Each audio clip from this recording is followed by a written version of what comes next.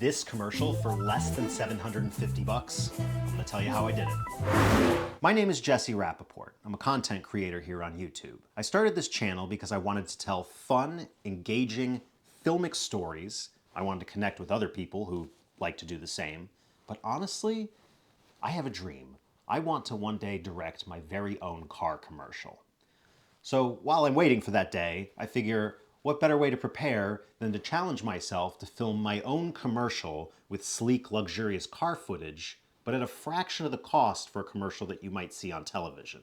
Whether I succeeded or not, it's kind of up to you as the viewer. And while this process took a little bit over a week, during the process, I wasn't actually sure that I'd end up with something usable. Ultimately, in the end, I caught some pretty big breaks during production, and I also made a couple mistakes that I learned big lessons from. If you're a creator who's looking to add nice car content to your film or commercial portfolio, you're gonna wanna watch this video.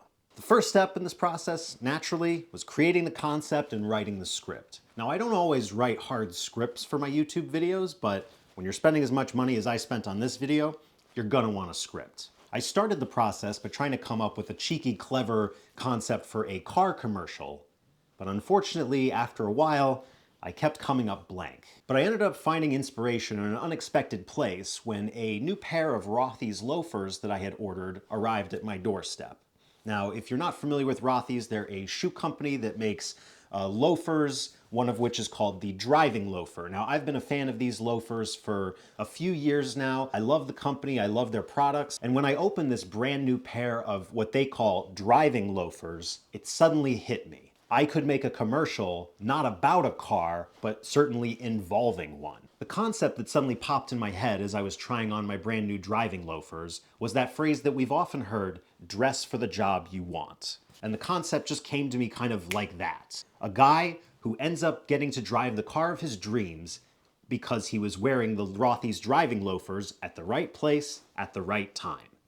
After that, the commercial essentially wrote itself. The next step in the planning was finding and booking a suitable car for this commercial. The fun part. I knew right away where I was going to get the car. Several years ago, when I owned a commercial production agency and we were doing our main bread and butter product, which was real estate videos, we would often use the site Turo to book fancy luxury cars to just park in front of the houses while we shot them. I'd always had a good experience with the website and with the people who rent their cars out on it, so it was a no-brainer to use them. I wasn't sure exactly which specific car I wanted to rent, but I did have a couple parameters in mind when I searched. I wanted a sleek, eye-catching car that would stand out, but a car that also didn't have logo markings in the most obvious places or had logo markings that'd be easier to hide because one, this was a speculative commercial, I wasn't actually paid to shoot for them, and two, because the commercial is not actually for the car, it's about the shoes. I searched through pages and pages of cars, mainly Maseratis and Mercedes coupes, but nothing looked really eye-catching enough and at a price that I felt was reasonable. After a while searching, I continued to play with the search parameter filters, and I figured, why not? Let's see if Aston Martin has anything available. I toggled that in the menu, and I ended up finding this car. It was a cool color, a great body style that I knew would stand out, and at the price that was listed on the screen, I thought, this is certainly worth the money. Of course, if you've ever booked something online these days, you know that the price advertised and the final price you pay is actually quite different. But even once I got to checkout, I still felt that this car was worth the money given what other cars would have been asking. And for maybe another $100 or $2 that I could afford to spend, I thought this is really worthwhile. The next step was really planning this shoot down to a T. Now again, I don't always plan shoots super stringently when I shoot YouTube videos. But again, given how much money I was spending for this day and that I'd only have one day to get all the footage done and done right, I knew I had to have a really tight-knit plan to make sure everything went according to plan, or at least as close to plan as is humanly possible. I'd be picking up the car close to the Los Angeles International Airport, and the stipulation of the rental agreement said that I would get 75 free miles to travel in the car. After that, they would also charge me per mile. So to keep costs down, I knew that I had to pick locations that were within a less than 40-mile radius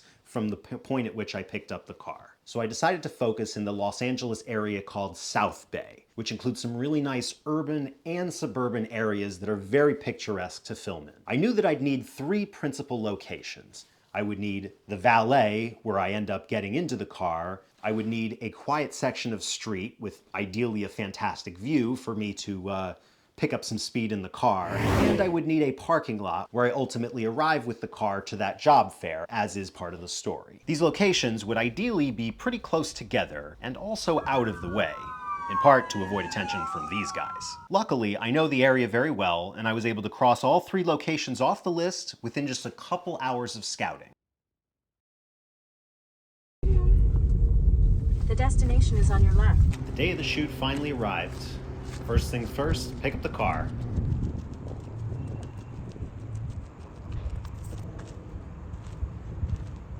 Is your head? Yeah.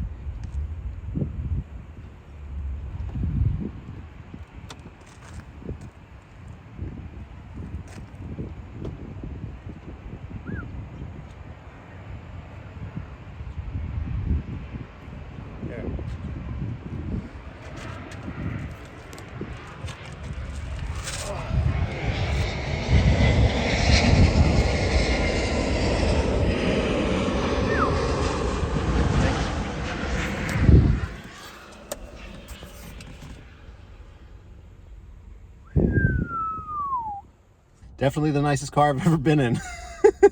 Hope I don't crash it. See how we start this bad boy.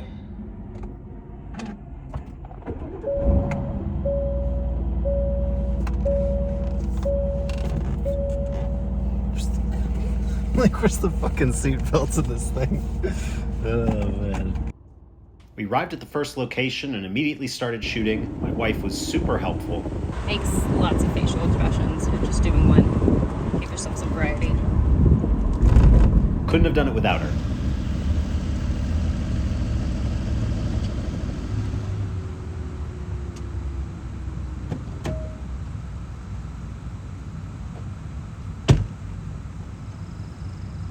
It's great.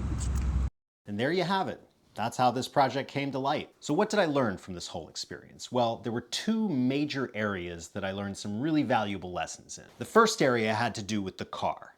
When you're renting any car, especially a high-end, high-cost car, you really have to take as many photos as you possibly can the minute that you get the car. The second area where I learned some real valuable lessons on the shoot had to do with the camera that I used, i.e. my iPhone.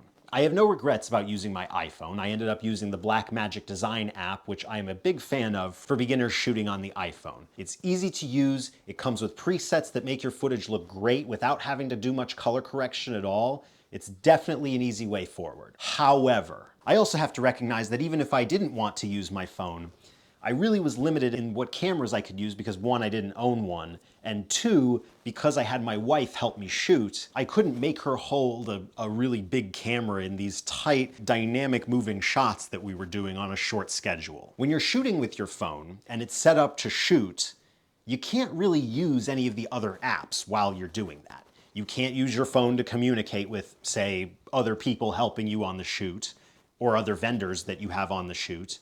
You can't use your phone for directions. And while I'm really happy with the way this commercial came out, I couldn't help but wonder if I could have gotten some even better footage with a camera that had more capabilities. Ultimately, what I came to realize is if I'm gonna be really serious about this YouTube thing, I have to step up my equipment at least a little bit.